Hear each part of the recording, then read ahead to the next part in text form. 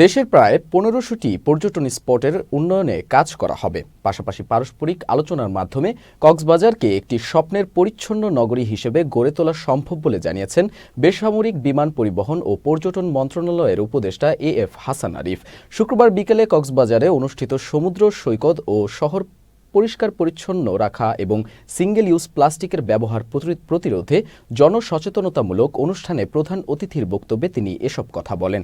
Public লাইব্রেরির শহীদ সুভাষ হলে ৮ দিনব্যাপী আয়োজিত ক্যাম্পেইনে কক্সবাজার জেলা প্রশাসক মোহাম্মদ সালাউদ্দিনের সভাপতিত্বে অনুষ্ঠানে বেসামরিক বিমান পরিবহন ও পর্যটন মন্ত্রণালয়ের সচিব নাসরিন জাহান, বাংলাদেশ ট্যুরিজম বোর্ডের প্রধান নির্বাহী কর্মকর্তা আবু তাহের মোহাম্মদ জাবের সহ আরও অনেকে বক্তব্য রাখেন।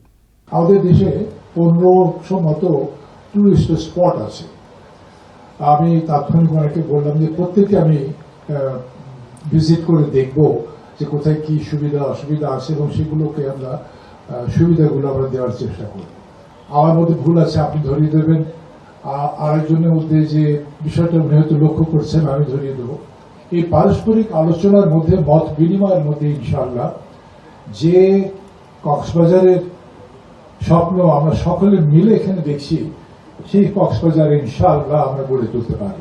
ট্যুরিজম বাস্তবিক পক্ষে মানুষের মধ্যে সংযোগ স্থাপনের একটি প্ল্যাটফর্ম, একটি বিষয়।